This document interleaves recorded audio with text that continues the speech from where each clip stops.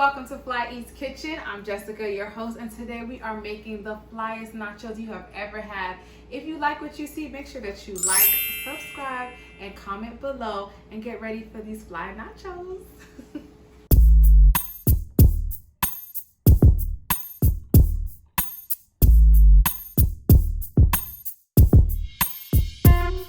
So I know you're probably wondering what's gonna make these nachos so fly. Well, first of all, they're semi-healthy. Secondly, we are using some plantains instead of, I'm about to drop plantains instead of regular tortilla chips or whatever chips that you like to make for your normal nachos. It's low-key healthy, so let's get started. So you're gonna need a few of these plantains depending on how much you want to cook. This is a green plantain. I'm Haitian, so I know these very well. If you don't, think of a banana, but green, but you can't just eat this raw, right? So we are going to cut it up and I'll show you how, okay?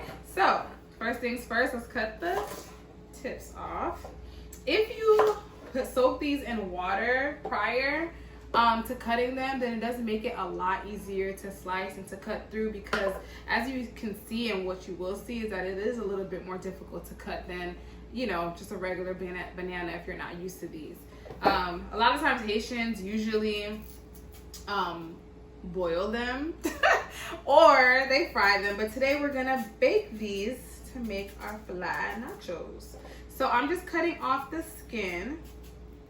You need a really good knife, right? So if you boiled it, or if you know, like I said earlier, like soaked it in some water prior, then I guess you probably wouldn't need like something super sharp, or, you know, it won't be as hard to cut.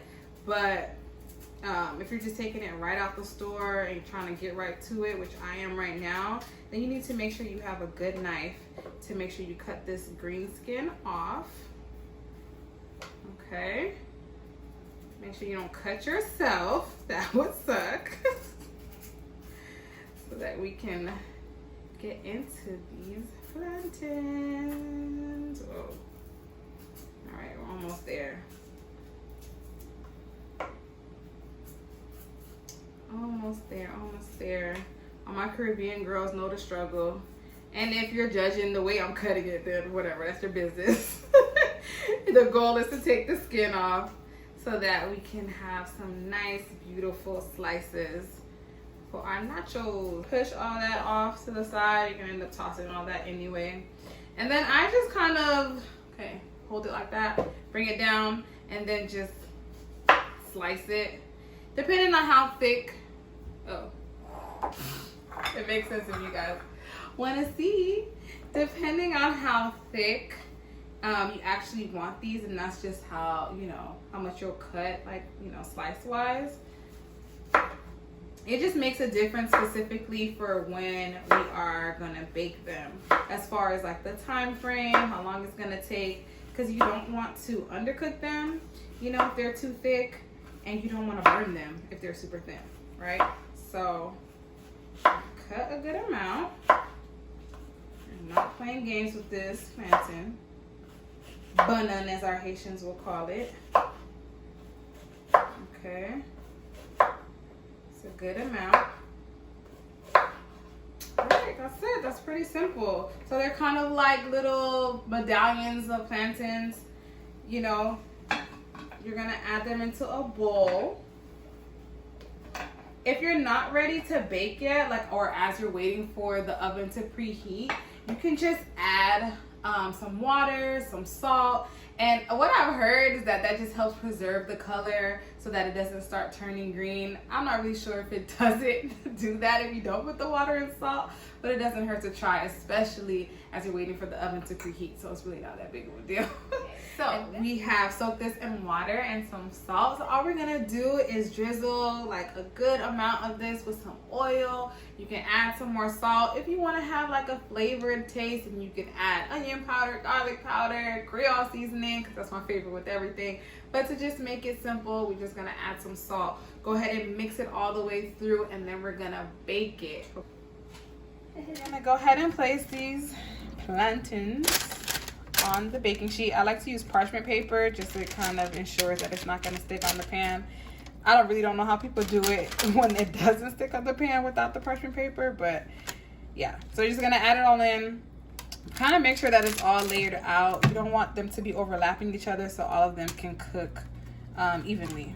All right, so we're going to go ahead and put these in the oven so we can get our crisp plantains.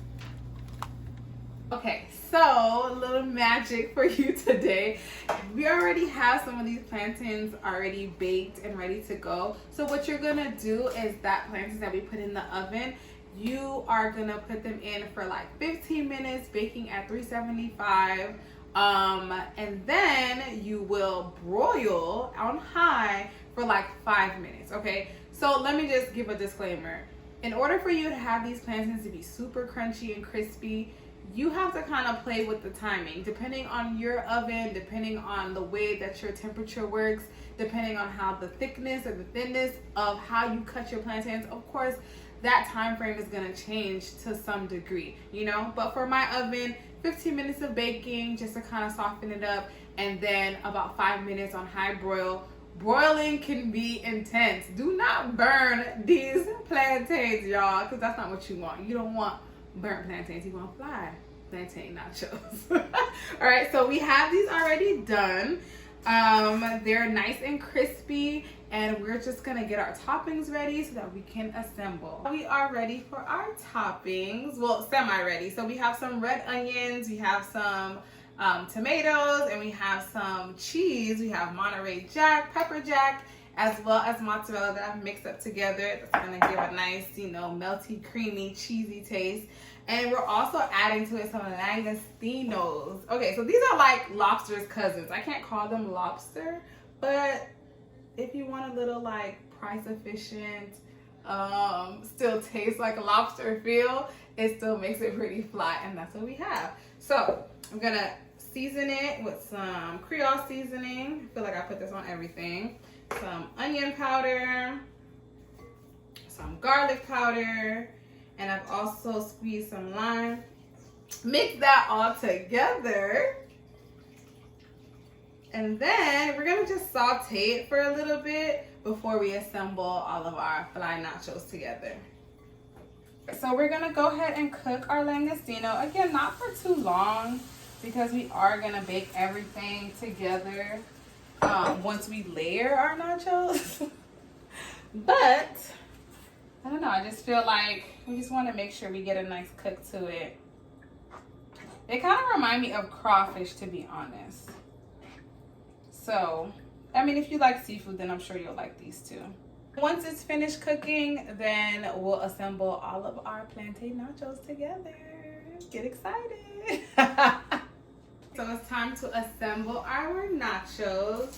We're gonna go ahead, make sure you have a nice oven, what do they call it, like oven safe pan, so that you can put in there and have bake. You're obviously not gonna keep it in for too long, just because we're just assembling it and heating it up just enough to make the cheese melt. Okay, so add a few of these plantains, crunchy plantains at the bottom. I like to like kind of load it like layer by layer. I don't know if that's the right way to do it, but that's what I like to do. So I'm gonna add a little bit of these. And then add more of the plantain. So I put the cheese, I put some of the langostino on there. We're gonna add some more cheese, because what is nachos without cheese?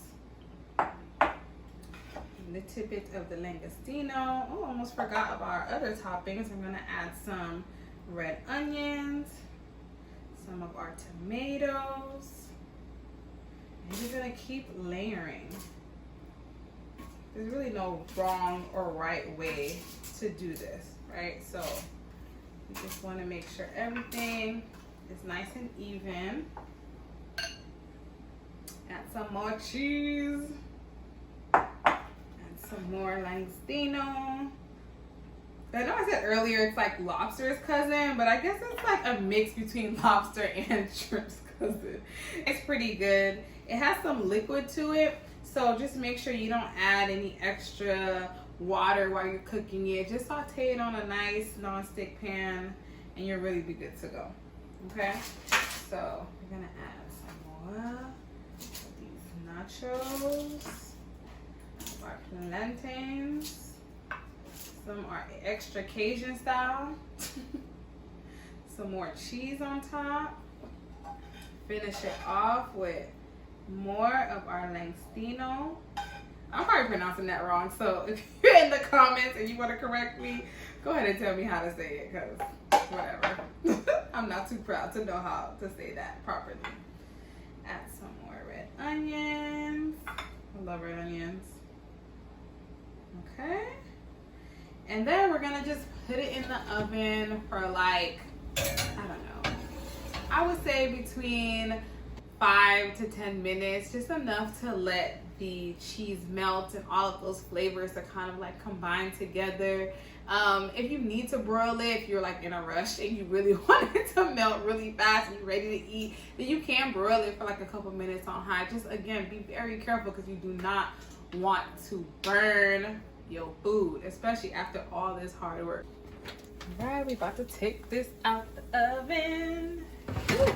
It's nice and hot. Our cheese is melted. You see that? You hear that?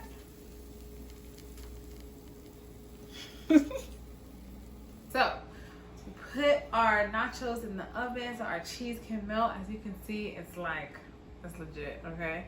And so now, time for a little taste test. Ooh, you see that cheese? Oh my gosh, I'm excited. Real classy, like.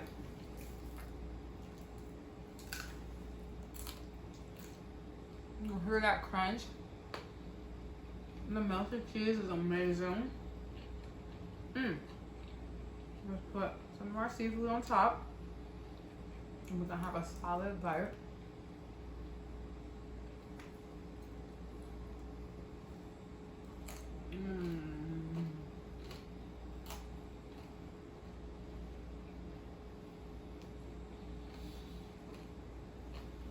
I can't even talk.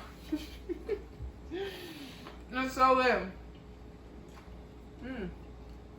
And this is like a really good alternative to just having nachos, just to switch it up and to make it fly, right? So, if you like what you saw today, if you love this recipe, if you want to try it yourself, drop down in those comments. Let me know what you think. Let me know what you want to see next. Make sure that you like, subscribe, and share with all your friends, to tell a friend, to tell a friend. And I'll see you on the next episode of Fly Eats Kitchen.